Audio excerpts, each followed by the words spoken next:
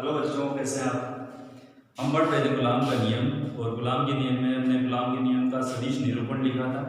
बहुल आवेशों के कारण हमने बल देखा था कि एक आवेश पर कितना बल लगेगा, वो हमने देखा था। ठीक है, आज उससे संबंधित हम जो कुछ क्वेश्चन करते हैं। देखिए, जैसे आपकी बुक में कोई कई क्वेश्चन है बल से संबंधित, उनमें से कुछ क्वेश्चन हम लेते हैं। ये क्वेश्चन आ रहा है तो उनके बल पर साथ में बहुल आवेशों के कारण जो टॉपिक हमने पढ़ा था, बहुल आवेशों के कारण जो बल लगता है, उस टॉपिक पर हम कुछ क्वेश्चन करते हैं। ठीक है, जैसे हम ये कहते हैं कि हमारे पास दो आवेश हैं। एक आवेश की वैल्यू है 9e, ठीक है, और एक दूसरा आवेश है जिसकी वैल्यू है 4e, और ये दोनों आवेश से कुछ दूरी पे रखे हुए हैं। ठीक है, ये दोनों आवेश से कुछ दूरी पे रखे हुए हैं। एक तीसरा आवेश है हमारे पास, एक तीसरा आवेश है स्मॉल q। ठीक है, एक तीसरा आवेश स्मॉल q है, उसको हम कहाँ पे रखें, उसको हम कहाँ पे रखें, यानी जैसे हम ये कहते हैं चाहे 9e आवेश से देख लें चाहे 4e आवेश से देख लें, इस आवेश को हम कहाँ पे रखें कि ये जो स्मॉल q आवेश है ये संतुलित अवस्था में रहे। ये स्मॉल q जो आवेश है वो संतुलित अवस्था में रहे। संतुलित अवस्था में रहने का ये मतलब होता है कि स्मॉल q, ये जो स्मॉल q आवेश है ये गति नहीं करना चाहिए। ठीक है, यानी ये आवेश गति कब करेगा, जब इस पर असंतुलित बल कार्य कर रहा हो, यानी दोनों तरफ से। जैसे हम ये कहते हैं कि ये कोई आवेश था, इस आवेश पर इस तरफ से 8 न्यूटन बल लग रहा है, इस तरफ से 8 न्यूटन बल लग रहा है, तो ये गति नहीं कर पाएगा। गति नहीं कर पाएगा तो कौन सी अवस्था में होगा, संतुलित अवस्था में होगा। ठीक है, तो इस स्मॉल q आवेश को हम कहाँ पे रखें, इस आवेश से या इस आवेश से कितनी दूरी पे रखें कि ये स्मॉल q आवेश है संतुलित अवस्था में रहे। ठीक है, तो अगर हम स्मॉल q को अगर यहाँ पे रखते हैं, इस स्मॉल q आवेश को अगर हम यहाँ पे रखते हैं तो ये आवेश क्या करेगा, इन दोनों आवेशों की प्रकृति समान है, दोनों ये आवेश क्या है प्लस प्लस है, तो ये आवेश क्या करेगा, इसको प्रतिकर्षित करेगा। ठीक है, तो बल की दिशा क्या होगी, इस तरफ होगी। ये वाला आवेश क्या करेगा, इस आवेश को प्रतिकर्षित करेगा। हमें तो क्या करना है, हमें ये देखना है कि ये स्मॉल q जो आवेश है वो संतुलित अवस्था में रहना चाहिए। तो ये जो 4e आवेश होगा ये भी क्या करेगा, इसको इस तरफ आकर्षित प्रतिकर्षित करेगा। तो इन दोनों आवेशों के कारण 9e और 4e दोनों आवेशों का बल एक ही दिशा में होगा। बल अगर एक ही दिशा में होगा तो ये आवेश संतुलित अवस्था में नहीं रह पाएगा। ठीक है, ऐसा ही क्या होगा, इस स्मॉल q आवेश को हम इस तरफ रखते हैं, 4e आवेश के इस तरफ रखते हैं, तब भी ऐसा ही होगा। ठीक है, अगर हम इस स्मॉल q आवेश को कहां पर रखें, इन दोनों आवेशों को मिलाने वाली लाइन के बीच में रखना है, बीच में रख देना। मान लो कि इस मिलाने वाली बीच में न रखकर हम किसी ये लाइन जो ज्वाइनिंग है, दोनों आवेशों को मिलाने वाली जो लाइन है उसकी किसी पॉइंट पे रखें। ठीक है, जैसे हमने ये कह दिया कि स्मॉल q आवेश को हमने रखा 9e आवेश से कितनी दूरी पे रखा, हमने कह दिया s दूरी पे रखा। ठीक है, इन दोनों आवेशों 9e और 4e दोनों आवेशों की मध्य की दूरी हमने कह दी कितनी है, हमने कह दी r। ठीक है, तो ये दूरी स्मॉल q से लेके 4e तक की जो दूरी बची वो कितनी बची, r माइनस x बच गई। ठीक है, r माइनस x बच गई। अब हमें क्या करना है, जैसे 9e आवेश क्या करेगा, q को प्रतिकर्षित करेगा इस तरफ, 4e आवेश क्या करेगा, इस आवेश को फिर से प्रतिकर्षित करेगा इस तरफ। अब ये आवेश क्या हो सकता है, संतुलित अवस्था में रह सकता है, क्योंकि दोनों पर जो बल लग रहे हैं वो विपरीत दिशा में लग रहे हैं। दोनों आवेशों के कारण जो q पर बल लग रहा है वो दोनों विपरीत दिशा में लग रहे हैं। अब ये आवेश क्या रह सकता है, संतुलित अवस्था में रह सकता है। ठीक है, तो हमें 9e आवेश से वो दूरी ज्ञात करनी है, यानी हमें x ज्ञात करना है कि कितनी दूरी पे हम इस स्मॉल q को रखें कि ये स्मॉल q क्या रहे, संतुलित अवस्था में रहे। ठीक है, तो संतुलित अवस्था में रहने के लिए क्या होना चाहिए कि इस आवेश के द्वारा इस आवेश पर जो बल लग रहा है, इस 4e आवेश के द्वारा स्मॉल q आवेश पर जो बल लग रहा है, ये दोनों बल परिमाण में क्या होने चाहिए, समान होने चाहिए, और दिशा में क्या होने चाहिए, विपरीत होने चाहिए, तभी ये स्मॉल q आवेश क्या रह पाएगा, संतुलित अवस्था में रह पाएगा। ठीक है, तो अगर हम देखें जैसे ये आवेश है, इस आवेश पर कितना बल लगा है, कैसे निकालेंगे, गुलाम के नियम से निकालेंगे। और गुलाम का नियम हमें क्या कहता है कि F बराबर क्या होता है, k q1 q2 अपॉन दोनों आवेशों के बीच की दूरी का वर्ग लेते हैं। ठीक है, तो k तो यहाँ पे कांस्टेंट रहना ही है। तो अगर हम 9e और q दोनों के मध्य जो बल लग रहा है, ये 9e आवेश क्या कर रहा है, q को प्रतिकर्षित कर रहा है। जैसे हमने कह दिया कितना बल लग रहा है, F लग रहा है। ठीक है, 4e क्या कर रहा है, q को प्रतिकर्षित कर रहा है, हमने कह दिया कितना बल लग रहा है, F डैश लग रहा है। ठीक है, तो ये F और F डैश दोनों परिमाण में क्या होने चाहिए, समान होने चाहिए, दिशा में क्या होने चाहिए, विपरीत होने चाहिए, तभी q आवेश क्या रह पाएगा, संतुलित अवस्था में रह पाएगा। तो इसको हम ऐसे लिख सकते हैं, देखिए सदिश F बराबर सदिश एफ डैश। ठीक है, यानी ये दोनों बल क्या होने चाहिए, परिमाण में समान होने चाहिए, दिशा में क्या होने चाहिए, विपरीत। अगर दिशा में अगर विपरीत होंगे तो यहाँ पे हम नेगेटिव चिन्ह लगा देंगे, नेगेटिव साइन लगा देंगे। अब F होगा कितना, F कौन सा बल है, नो E लगा रहा है किस पर, Q पर। इससे अगर हम लिखें तो K की जगह क्या आ जाएगा, Q1 की जगह क्या आ जाएगा, नो E आ जाएगा। ठीक है, Q की जगह Q2 की जगह क्या आ जाएगा, स्मॉल q आ जाएगा। बट्टे बीच की दूरी कितनी है, x है, तो यहाँ पे क्या आ जाएगा, x का स्क्वायर आ जाएगा। ठीक है, बराबर यहाँ पे माइनस आएगा, f डैश कौन सा बल है, 4e के ऊपर लगा रहा है, कितना लगा रहा है देखिए, k की जगह यहाँ पे k होगा।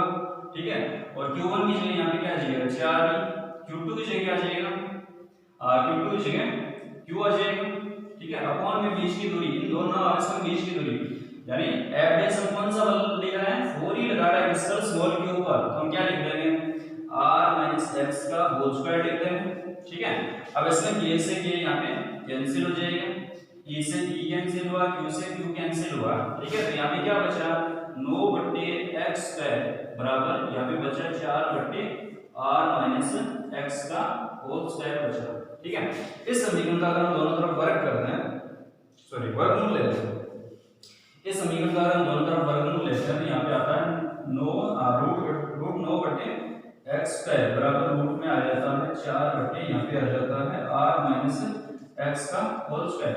ठीक है, अगर इसका इस राशि का हम रूट निकालते हैं तो 9 का रूट आ जाता है 3 बट्टे में आ जाता है x बराबर इसका रूट अगर हम निकालते हैं तो 2 बट्टे में आ जाता है r - x आ जाता है। ठीक है, हमें क्या ज्ञात करना है, हमें x ज्ञात करना है। ठीक है, तो x कैसे निकाल लेते हैं, यहाँ पे आ जाता है 3r - x बराबर ये आ जाता है 2x और ये बनता है 3r - 3x बराबर कितने आ जाते हैं 2x और ये आ जाता है 3r बराबर ये प्लस में जाएगा तो ये आ जाते हैं 5x।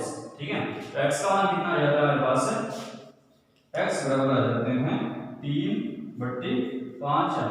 ठीक है, 3/5r आ जाते हैं x का मान।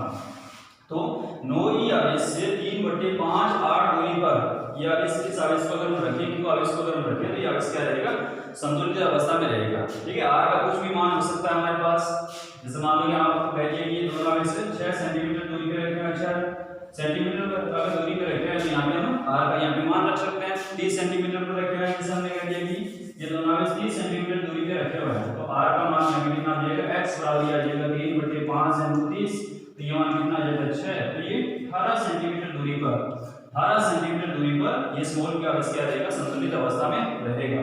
ठीक है, ऐसा हम बता सकते हैं। दूसरा क्वेश्चन हम लेते हैं इसमें। दूसरा क्वेश्चन हमें ये कहता है कि जैसे मान लो कि दो समान परिमाण के आवेश हैं, कैपिटल Q, दूसरा भी आवेश कैपिटल Q है।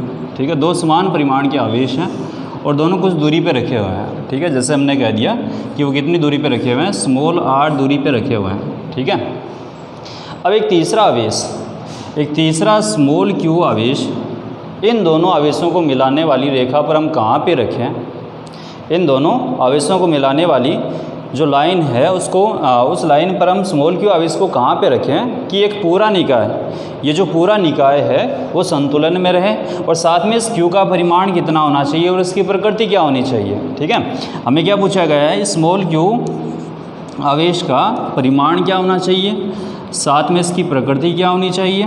ठीक है, और इस दोनों समान परिमाण के जो आवेश हैं उनको मिलाने वाली रेखा पे हम स्मॉल q आवेश को हम कहाँ पे रखें कि ये पूरा जो निकाय है वो संतुलित अवस्था में रहे। पहले इससे पहले जो क्वेश्चन हम कर रहे थे उसमें तो एक स्मॉल q आवेश जो था वो ही क्या रहना था, संतुलित अवस्था में रहना था। अब पूरा निकाय संतुलित अवस्था में रहना चाहिए। ठीक है, तो देखिए इस स्मॉल q को आवेश को हम कहाँ पे रखें, इन दोनों आवेशों को मिलाने वाली रेखा के मध्य रख दें। ठीक है, दोनों आवेशों को मिलाने वाली रेखा के मध्य रख दें, क्योंकि बल का सूत्र क्या होता है, F बराबर क्या होता है, KQ1 Q2 अपॉन में क्या होता है r स्क्वायर। ठीक है, अगर हम मध्य में रखेंगे स्मॉल q आवेश को तो संतुलित रहने के लिए क्या होना चाहिए कि उस आवेश पर बल परिमाण में समान होना चाहिए और दिशा में क्या होना चाहिए, विपरीत होना चाहिए। ठीक है, अगर इस स्मॉल q आवेश को मध्य में रखेंगे तो इस आवेश से जो दूरी होगी वो कितनी होगी, स्मॉल r/2 होगी। इस आवेश से भी दूरी कितनी होगी, स्मॉल r/2 होगी। ठीक है। और दोनों आवेशों का जो परिमाण रहना है, जैसे अगर हम सूत्र में अगर रखते हैं मान, तो ये वाला आवेश इस आवेश पर जितना बल लगाएगा उतना ही बल ये वाला आवेश इस आवेश पर लगाएगा, क्योंकि आवेशों के परिमाण वही रहने हैं। जैसे अगर हम इस वाले आवेश का इस आवेश पर लगने वाले बल को अगर हम लिख रहे हैं तो के की जगह के रहेगा, Q1 की जगह कैपिटल Q आ जाएगा, Q2 की जगह स्मॉल q आ जाएगा, बट्टे में r दूरी है तो r/2 दूरी आ जाएगी। ठीक है, ऐसा ही इस आवेश के कारण अगर हम बल निकालेंगे तो होगा। ठीक है, तो ये जो स्मॉल q आवेश है, अगर हम इस स्मॉल q आवेश को मध्य में रखें, दोनों आवेशों से दूरी अगर समान रहे तो ये आवेश क्या रहेगा, संतुलित अवस्था में रह जाएगा। ठीक है, हमें क्वेश्चन में ये पूछा गया है कि पूरा निकाय संतुलित अवस्था में रहना चाहिए। पूरा निकाय संतुलित अवस्था में रहने के लिए ये जो कैपिटल Q आवेश है ये भी क्या रहना चाहिए, संतुलित अवस्था में रहना चाहिए, और ये कैपिटल Q आवेश भी क्या रहना चाहिए, संतुलित अवस्था में रहना चाहिए। पूरा निकाय अगर संतुलित अवस्था में रहना है, पूरा निकाय अगर संतुलित अवस्था में रहना है तो हमें कैपिटल Q पर भी ये वाला आवेश जितना बल लगाता है, ये वाला आवेश जितना बल लगाता है, ये दोनों बल परिमाण में समान होने चाहिए, दिशा में क्या होने चाहिए, विपरीत होने चाहिए। यानी इस कंडीशन को लागू करके हमें स्मॉल q का परिमाण निकालना है और स्मॉल q की प्रकृति निकालनी है। ठीक है, तो देखिए ये वाला आवेश कैपिटल Q के संतुलन के बारे में हम देख रहे हैं। स्मॉल q का तो हमने कह दिया कि संतुलित अवस्था में रह सकता है क्योंकि बीच में है, दोनों आवेशों के परिमाण समान है, दूरी भी समान है, तो यहाँ पे संतुलित अवस्था में रह जाएगा। लेकिन ये वाला जो आवेश है कैपिटल Q आवेश, ये भी कौन सी अवस्था में रहना चाहिए, संतुलित अवस्था में रहना चाहिए। तो ये वाला आवेश क्या करेगा, इसको प्रतिकर्षित करेगा, और ये वाला आवेश भी क्या करेगा, प्रतिकर्षित करेगा इस तरफ। ठीक है, अब ये दोनों और संतुलित अवस्था में रहने के लिए इस आवेश पर स्मॉल q जो बल लगा रहा है, कैपिटल Q जो इस पर बल लगा रहा है, वो दोनों बल परिमाण में समान होने चाहिए, दिशा में क्या होने चाहिए, विपरीत होने चाहिए। अगर हम यहाँ पे देखें कि स्मॉल q आवेश भी इसको क्या कर रहा है, प्रतिकर्षित कर रहा है, कैपिटल Q आवेश भी इसको क्या कर रहा है, प्रतिकर्षित कर रहा है, कैपिटल Q आवेश भी इसको क्या कर रहा है, प्रतिकर्षित कर रहा है। तो अब ये दोनों बल एक ही दिशा में हैं, दोनों बल एक ही दिशा में हैं, तो ये संतुलित अवस्था में नहीं रह सकता। तो इसका ये मतलब होगा कि इन दोनों आवेशों में से एक आवेश क्या होगा, नेगेटिव होगा। Q तो वैसे ही पॉजिटिव है, तो Q यहाँ पे क्या, स्मॉल q क्या होगा, यहाँ पे नेगेटिव होगा। ये नेगेटिव होगा तभी ये स्मॉल q क्या करेगा, इसको अपनी तरफ आकर्षित करेगा, और कैपिटल Q क्या करेगा, इसको प्रतिकर्षित करेगा। तब ये दोनों बल क्या हो जाएंगे, एक दूसरे के विपरीत हो जाएंगे। तो स्मॉल q जो है वो क्या होना चाहिए, नेगेटिव होना चाहिए, तभी ये हो पाएगा, तभी ये कैपिटल Q आवेश क्या रहेगा, संतुलित अवस्था में रहेगा। ठीक है, तो स्मॉल q आवेश की प्रकृति यहाँ पे क्या आएगी, हमारे पास नेगेटिव आएगी। तो इसको हम कैसे लिख सकते हैं, स्मॉल q कैपिटल Q पर कितना बल लगा रहा है, उस सूत्र से अगर हम लिखें तो k की जगह k रहना है, Q1 की जगह इन दोनों में से कोई सा भी ले लो। जैसे हमने स्मॉल q ले लिया, ठीक है, स्मॉल q ले लिया, या फिर हमने कैपिटल Q ले लिया, कोई सा भी हम पहले लिख सकते हैं। ये स्मॉल q हमने ले लिया Q2 की जगह, बट्टे में बीच की दूरी कितनी है, r/2, तो r/2 का यहाँ पे क्या आ जाएगा, होल स्क्वायर आ जाएगा। ठीक है, बराबर में क्या होगा, k की जगह यहाँ पे k रहना है, कैपिटल Q आ जाएगा, स्मॉल q आ जाएगा। एक मिनट, कैपिटल Q हमें इस पर देखना चाहते हैं ना, तो स्मॉल q इस पर जो बल लगा रहा है, कैपिटल Q इस पर बल लगा रहा है, तो ये आ जाएगा कैपिटल Q बट्टे में दूरी कितनी है, r है, तो r का स्क्वायर आ जाएगा। ठीक है, तो ये बनेगा, देखिए इसको हम ऐसे लिख सकते हैं कि कैपिटल Q स्मॉल q, ठीक है, और साथ में यहाँ पे क्या होगा, माइनस का चिन्ह आएगा, क्योंकि दोनों बल विपरीत होने चाहिए, और साथ में परिमाण में बराबर होने चाहिए, लेकिन दिशा में क्या होने चाहिए, विपरीत होने चाहिए। तो ये नेगेटिव साइन हम यहाँ पे लगा रहे हैं। तो k capital Q small q बट्टे में क्या आ जाता है, इसका अगर हम होल स्क्वायर करते हैं तो ये r स्क्वायर और 2 का स्क्वायर ऊपर चला जाएगा, तो यहाँ पे आ जाएगा 4, और बराबर में आ जाते हैं k कैपिटल Q इंटू में कैपिटल Q बट्टे में आ जाता है r स्क्वायर। अब इसमें कैंसिल क्या होता है, देखिए k से k कैंसिल हो जाता है, कैपिटल Q से कैपिटल Q कैंसिल हो जाता है, r स्क्वायर से r स्क्वायर कैंसिल हो जाता है। तो यहाँ पे बचता है 4 स्मॉल q, और बराबर में आ जाता है कैपिटल Q। स्मॉल q का मान हमें याद करना है, यानी स्मॉल q का हमें क्या निकालना है, परिमाण निकालना है। तो स्मॉल q बराबर क्या आ जाता है, कैपिटल Q बाई, यहाँ पे माइनस का चिन्ह था, ये माइनस का है, ये माइनस का, तो ये माइनस का कितना आ जाता है, कैपिटल Q बाई 4 आ जाता है। तो स्मॉल q का मान कितना होना चाहिए कि संपूर्ण निकाय संतुलित अवस्था में रहे, तो स्मॉल q का मान कितना होना चाहिए, -q/4, यानी स्मॉल q आवेश क्या होना चाहिए, नेगेटिव होना चाहिए, साथ में इसका परिमाण कितना होना चाहिए, कैपिटल Q/4 होना चाहिए। ठीक है, तभी ये पूरा निकाय, टोटल जो निकाय है वो संतुलित अवस्था में रहेगा। ठीक है, तो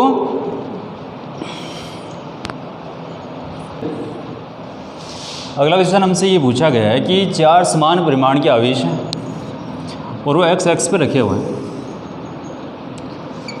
एक्स एक्स पे रखे हुए हैं। समान परिमाण के आवेश हैं तो हमने कह दिया प्रत्येक आवेश का परिमाण कितना है, कैपिटल स्मॉल क्यू है। ठीक है, कुछ भी मान सकते हैं, कैपिटल क्यू मान सकते हैं, ई मान सकते हैं, किसी भी अक्षर से डिनोट करके ऐसे मान सकते हैं। अब ये आवेश कैसे रखे हुए हैं, इस एक्स एक्स पे कैसे रखे हुए हैं। पहला आवेश x बराबर 0 पे रखा हुआ है, दूसरा आवेश 2 पे रखा हुआ है, तीसरा 4 पे रखा हुआ है, चौथा 8 पे रखा हुआ है। ठीक है, यानी 0 तो यहाँ पे होगा, मूल बिंदु अगर हम यहाँ से स्टार्ट करें एक्स एक्स पर तो 0 यहाँ पे होगा, तो पहला आवेश स्मॉल क्यू यहाँ पे रखा हुआ है। फिर 2 हम ये कह दें कि इतनी दूरी पे है, फिर 4 है तो हमने कह दिया कि ये 4 यहाँ पर है। ठीक है, 8 हमने कह दिया यहाँ पर है। ठीक है, ये आवेश ऐसे रखे हुए हैं।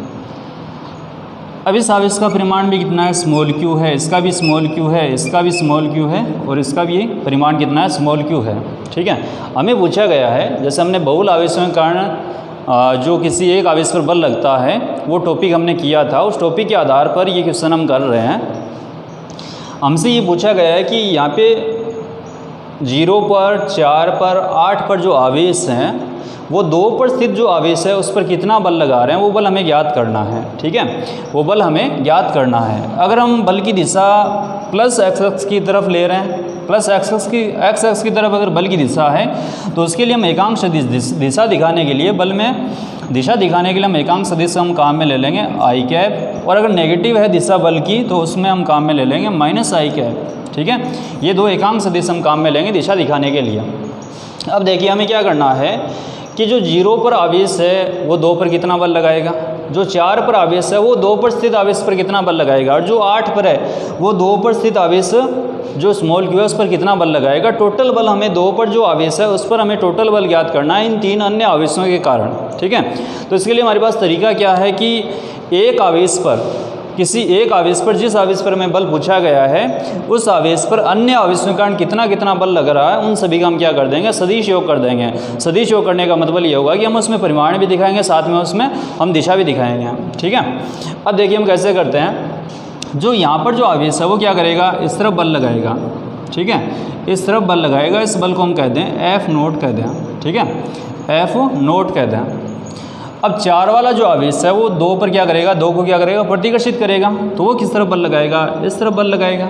ठीक है, 8 वाला भी क्या करेगा, इस आवेश को, यानी 2 पर जो आवेश है स्मॉल क्यू, उसको भी क्या करेगा, प्रतिकर्षित करेगा इस तरफ। ठीक है, तो 4 वाला और 8 वाला ये दोनों आवेश क्या करेंगे, इस 2 वाले आवेश को क्या करेंगे, प्रतिकर्षित करेंगे इस तरफ, यानी माइनस एक्स एक्स की तरफ, और 0 वाला 4 को क्या करेगा, प्लस एक्स एक्स की तरफ क्या करेगा, प्रतिकर्षित करेगा। तो चारों आवेश क्या हैं, एक ही प्रकृति के हैं और परिमाण में क्या है, समान है, अलग अलग दूरी पे रखे हुए हैं। ठीक है, अब हम कैसे याद करते हैं, टोटल बल को हम दिखा दें। जैसे हमने कह दिया टोटल बल हमारे पास कितना है, सदिश F है।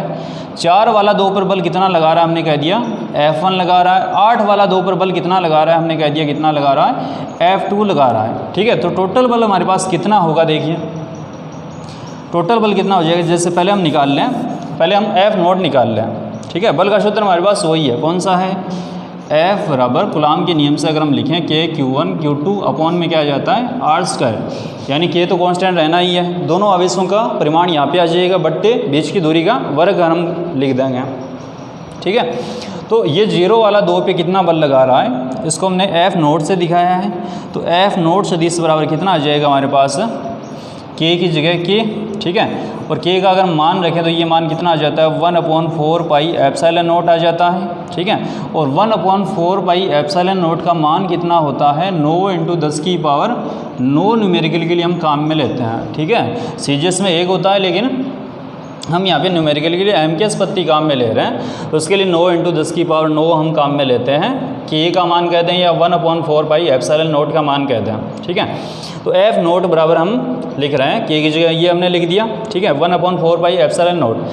Q1 यानी पहला आवेश कितना है, Q है, और यहाँ पर भी कितना, यहाँ पर भी Q है, यहाँ पर भी Q है, तो यहाँ पे क्या आ जाएगा, Q² बट्टे बीच की दूरी कितनी है, 2 है, तो यहाँ पे 2 का स्क्वायर यानी 4, और ये बल है किस तरफ, प्लस एक्स एक्स की तरफ, तो यहाँ पे क्या आ जाएगा, प्लस का आई कैप लगा देंगे। ठीक है, तो ये बल कितना होगा, देखिए ये बल कितना हो जाएगा, F नोट सदिश बराबर ये आ जाएगा ये आ जाएगा 9 इंटू 10 की पावर 9, 1/4/ε0 का मान कितना 9 इंटू 10 की पावर 9, और बट्टे में कितने हैं 4, और यहाँ पे आ जाता है क्यू स्क्वायर, और यहाँ पे आ जाता है आई कैप। ठीक है, ये आई कैप आ जाता है।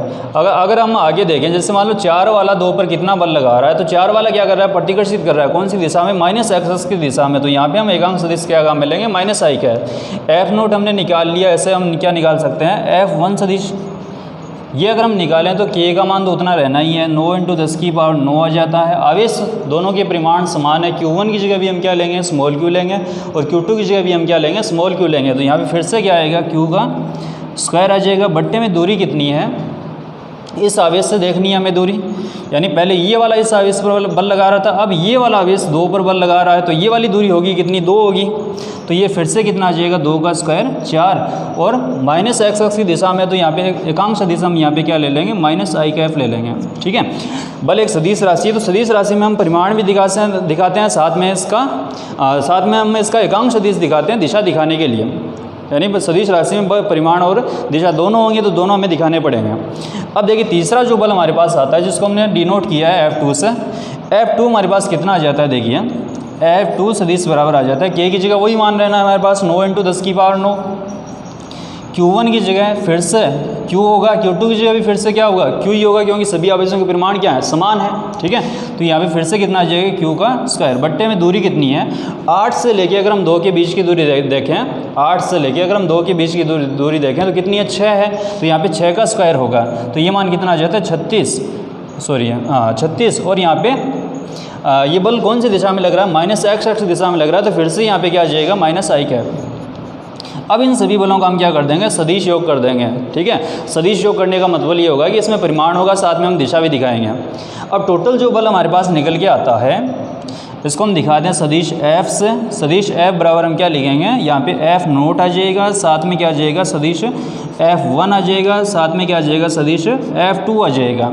ठीक है, टोटल बल अगर हम लिखते हैं तो ये वाला मान अगर हम यहाँ पे लिखें हैं तो ये आ जाता है 9 इंटू 10 की पावर 9 क्यू स्क्वायर, ये तो सभी में कॉमन है।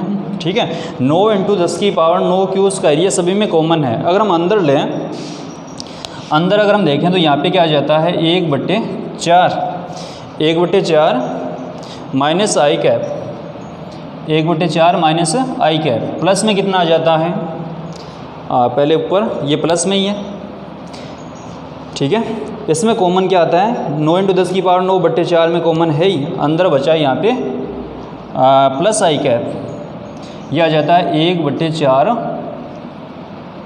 ये माइनस आई कैप, और ये पहले वाला प्लस आई कैप। ठीक है, तीसरा बल बचा हमारे पास, इसको अगर हम लिखें प्लस, ये आ जाता है 1/36, तो ये 1/36, और यहाँ पे आ जाता है माइनस का आई कैप। ठीक है, ये माइनस का आई कैप। अभी 1/4 आई कैप, ये माइनस के 1/4 आई कैप, ये कैंसिल हो जाएंगे। ठीक है, बचेगा कौन सा, देखिए सदिश F बराबर यहाँ पे बचेगा कौन सा, 9 इंटू 10 की पावर 9 इंटू में क्यू स्क्वायर है ही, बट्टे में क्या आ जाता है, 36। ठीक है, 36 आ जाता है, और यहाँ पे क्या आता है, माइनस आई कैप। ठीक है, तो इसको अगर हम सरल करते हैं, तो ये आ जाता है 9 चौक 36। ठीक है, तो ये मान कितना आ जाएगा हमारे पास है, 1/4 इंटू में 10 की पावर 9, और यहाँ पे आ जाता है माइनस के आई कैप। ठीक है, ये माइनस का आई कैप आ जाता है। तो ये टोटल बल हमारे पास आ जाता है कि 2 पर कितना बल कार्य कर रहा है, इसका मान हमें मिल जाता है। ठीक है, अगले क्वेश्चन में हमसे पूछा गया कि एक वर्ग है हमारे पास,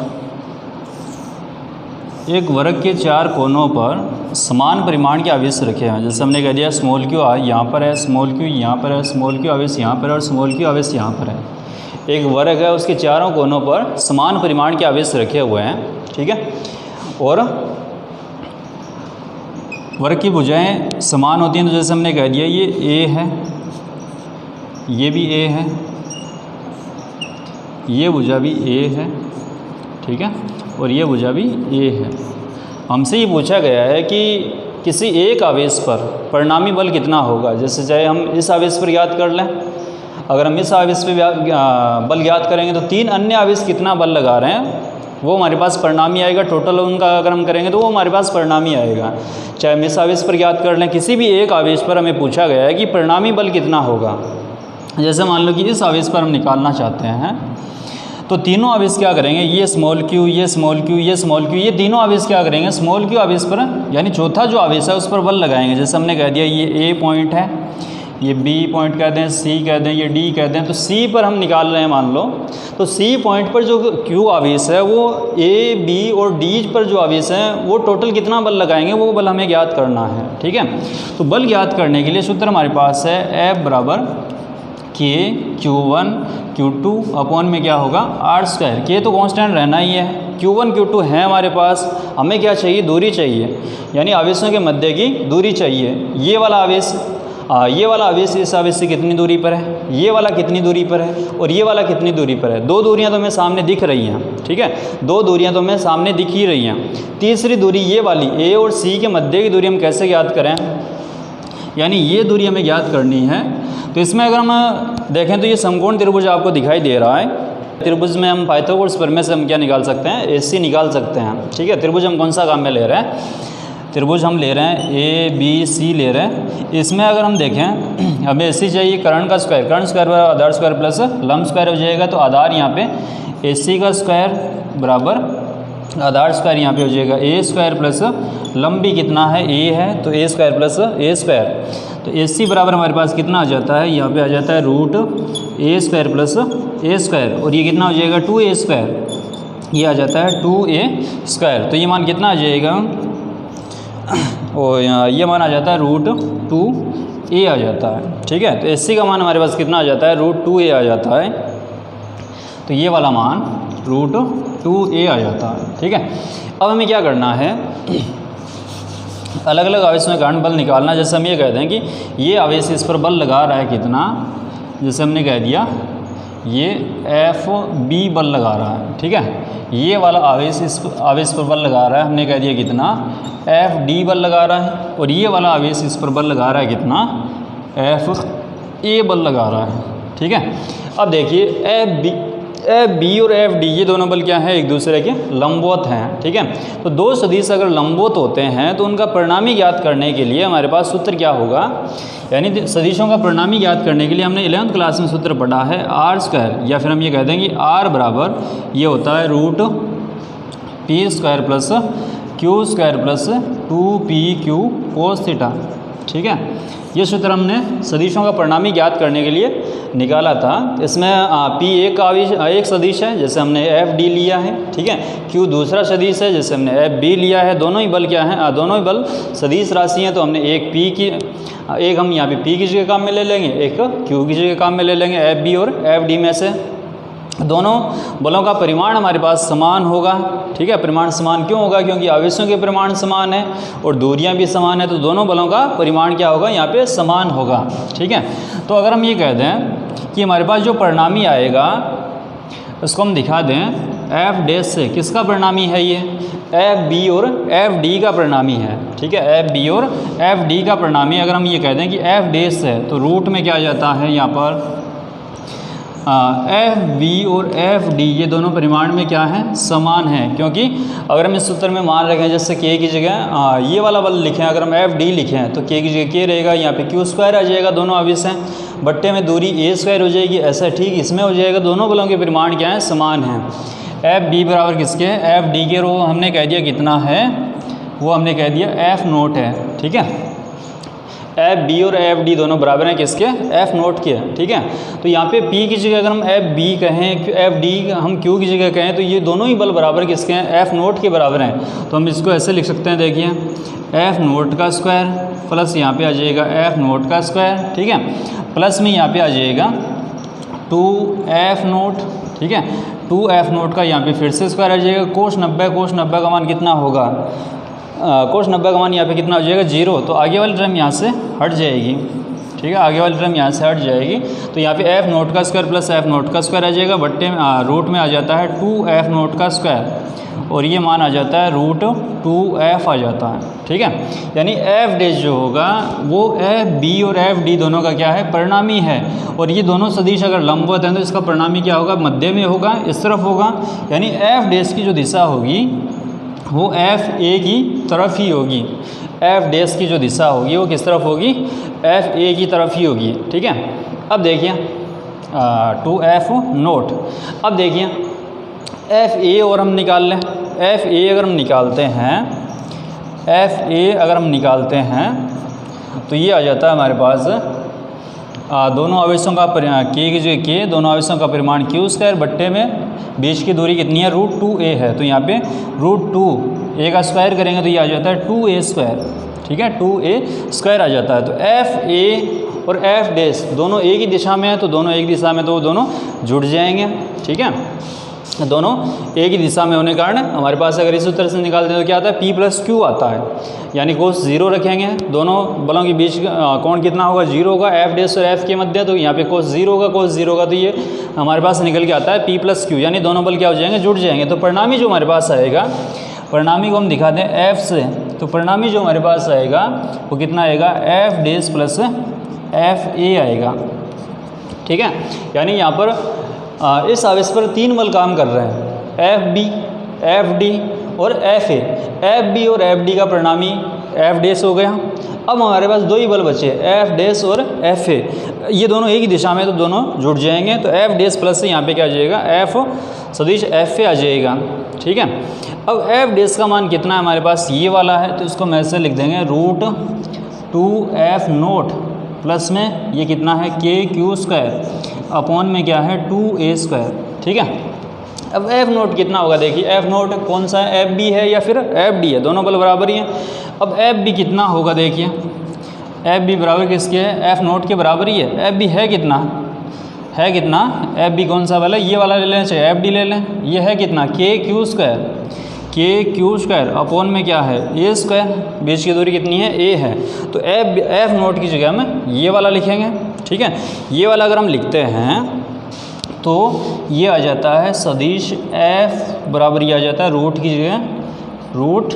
ठीक है, और ये आ जाता है एफ नोट की जगह ये वाला मान KQ² अपॉन में क्या है, a²। ठीक है, इस तरफ क्या बचा, प्लस KQ² अपॉन में आ जाता है 2a²। ठीक है, इसमें जो राशियाँ कॉमन हैं उनको हम बाहर ले लें। तो सदिश f बराबर हम क्या लिखेंगे, KQ² अपॉन में आ जाता है a², अंदर क्या बचा, √2 + 1/2 बचा। ठीक है, ऐसा हमें लिख सकते हैं। तो ये हमारे पास क्या आ जाता है, परिणामी बल का सूत्र आ जाता है। ठीक है, कि सी पर कितना बल काम करेगा, ऐसे ही बी पर भी इतना ही बल काम करेगा, ऐसे ही ए पर भी अन्य 3 आवेशों के कारण इतना ही बल काम करेगा। ठीक है।